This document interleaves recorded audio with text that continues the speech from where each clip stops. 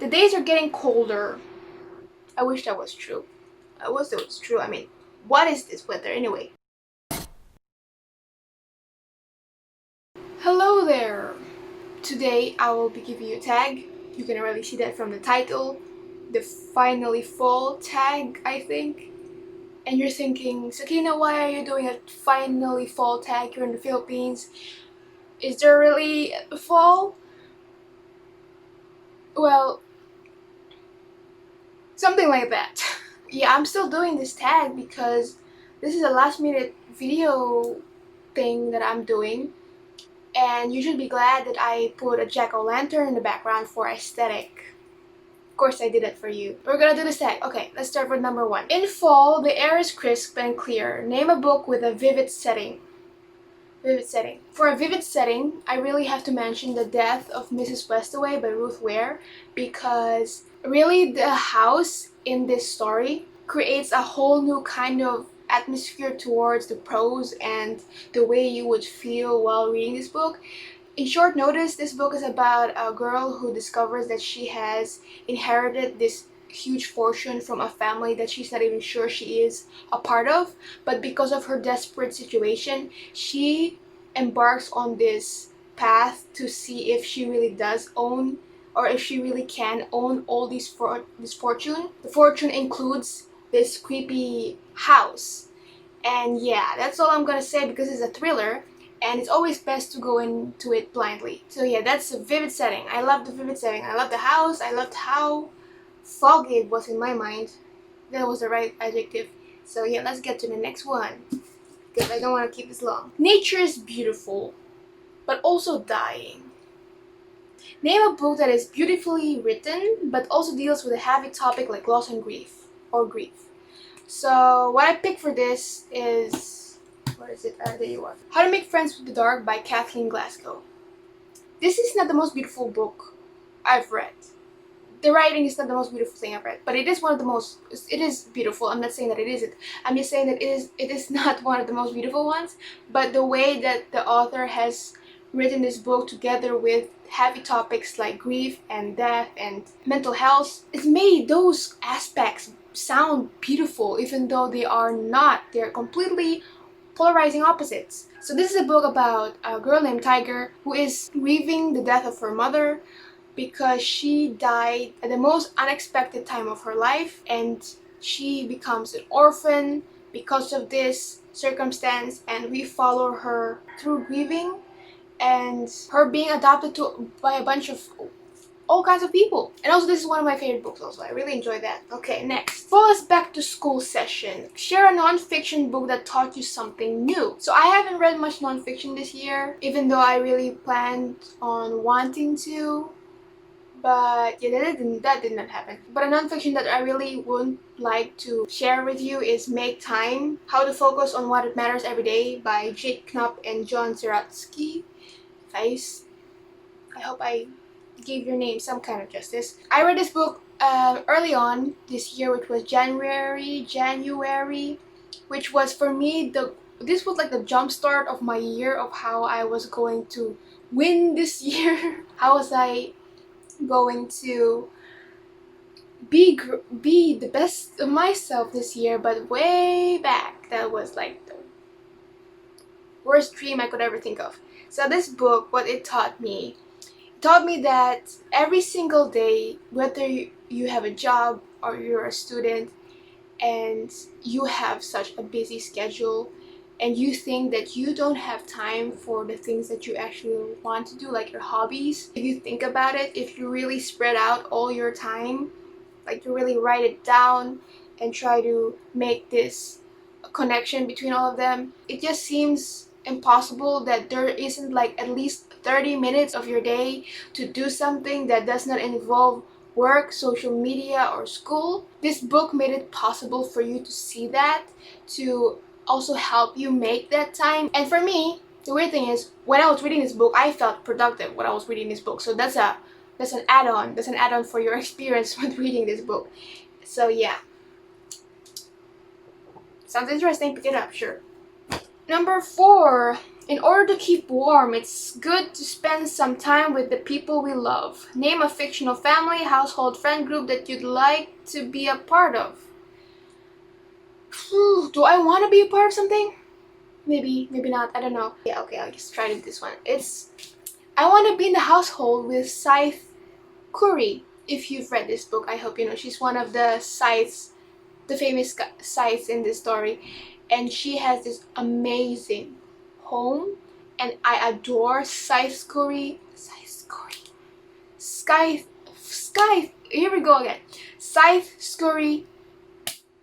Okay, what are we going to? I adored her very much as a character because she just felt like a woman filled with wisdom but also a flawed woman at the same time, and interacting with her and staying in her household like that, I think it would be such a grand experience.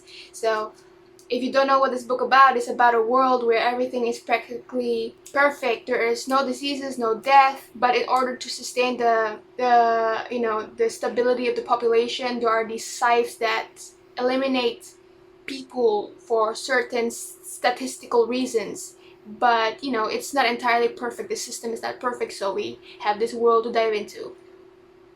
Hope that was enough. Next, colorful leaves are piling up on the ground. Show us a pile of colorful spines. So here is some colorful spines. I don't know if I'm supposed to tell you what they are. They're all TBR books. I have nothing to say about them. I have still yet to read all of them. So we got the Batman books by Stephen King, or what's his other name? Richard Bachman. I got Around the World in 80 Days by Jules Verne. Thank you, Moon, for recommending it. If you're watching, Moon, this is, I'm still gonna read it. Just give me patience. The Boy in the Black Suit by Jason Reynolds.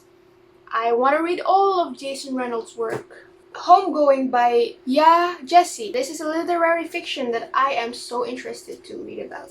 I Am the Messenger by Marcus Suzak. Why can't I speak English today? Slaughterhouse 5 by Kurt Vonnegut, which has a brown spine, which is still, fall. And lastly, we have June by Frank Herbert, which we all know that the movie is coming, but I'm gonna read this first before the movie, and I hope my brain cells can take it because I cannot really take much of sci-fi, even though I really wish I can because I love sci-fi movies. So that's what we got. The nights are getting darker. Share a dark, creepy read. Don't mind if I do. So I still have yet to talk about this book on this channel for like recent reads. But yeah, I'm gonna do it anyway. So we got Thinner by Stephen King. I read this book last month and I thoroughly enjoyed this. I gave this book 4 stars. I'm saying it already. This is the thing between me and horror books. There are 2 places that I don't mind to be standing on. One is that a horror book or movie can make me laugh.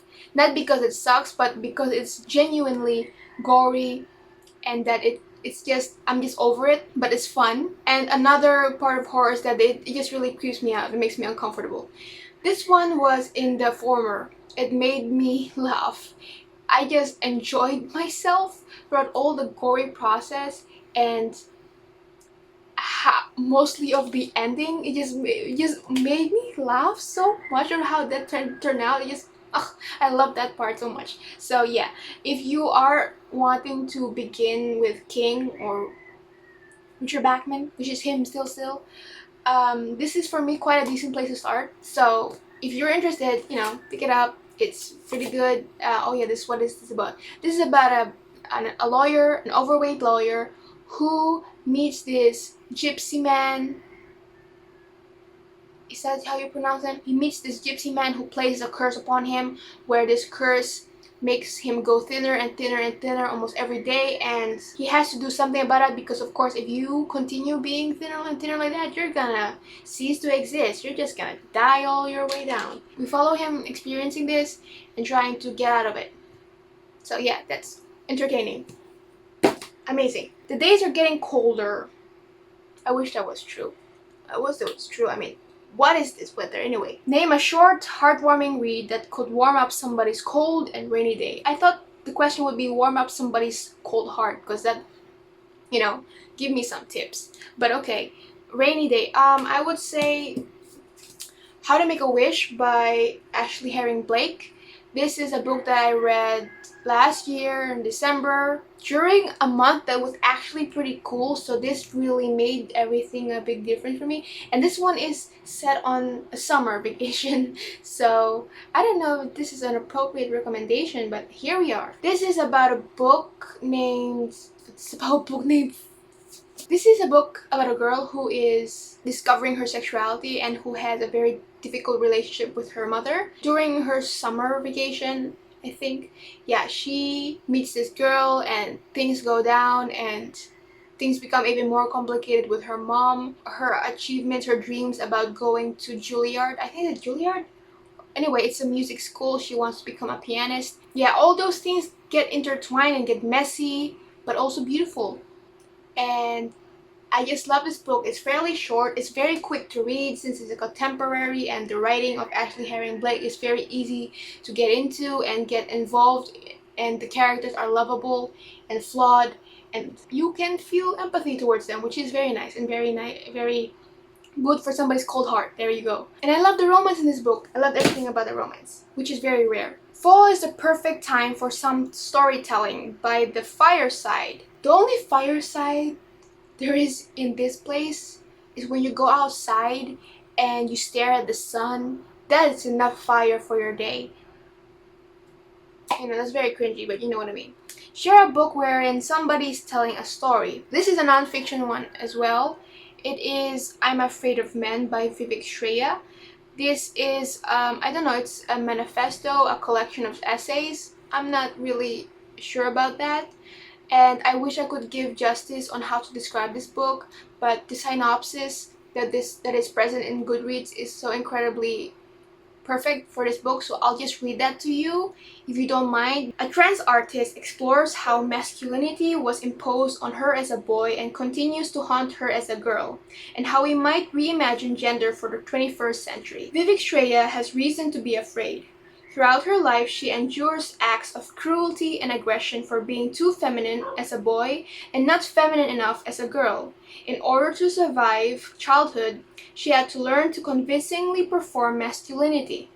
As an adult, she makes daily compromises to steel herself against everything from verbal attacks to heartbreak. With raw honesty, Shreya delivers an important record of the cumulative damage caused by misogyny, homophobia, and transphobia, releasing trauma from a body that has always refused to assimilate. I'm Afraid of Men is a journey from the camouflage to a riot of color, and a blueprint for how we might cherish all that makes us different and conquer all that makes us afraid.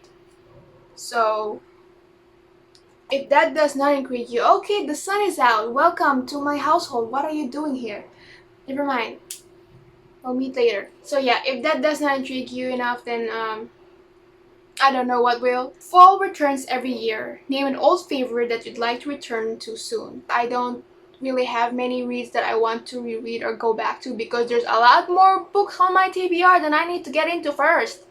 But because I have to answer this question, and it is not a lie in the first place because I have been eyeing it a bit for a while, it is Am I Normal Yet by Holly Bourne. I've read this book for the first time in 9th grade and I remember my experience from it. This was like literally one of those books where I had to stay up all night even though it was a school night, and I just genuinely wanted to read about this book and I made time for it.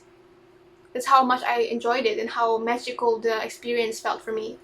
But I haven't reread it ever since, so it's been like 3 years. Yeah, 3 to 4 years. I actually don't remember what this book's about, but it does deal with a character who has mental health issues. We dive into how she copes with this and how, you know, she learns from it or learns more about herself. And that from the title itself, Am I Normal Yet? She uses her mental health to like distinguish herself from other people who don't deal with it. So it's like she's thinking that she is not a normal person, which is kind of heartbreaking when you think about it. I will probably reread this book sometime soon. I don't even think it's gonna be this year, but we'll see. Things are possible. We make things possible. Fall is the perfect time for cozy nights, cozy reading nights. Share your favorite cozy reading accessories. I don't have a reading accessory. I have my phone. I like my phone. It's a reading accessory. In regards to tagging people here, I'm not gonna specifically state booktubers or any kind of content creators who want to do this tag, but if you are watching, whoever you are, a blogger, a booktuber, you are considered tagged if you want to do this. So thank you for watching again. I hope you're doing well. I'm sakinavanes and I'll see you in the next video. Okay, goodbye.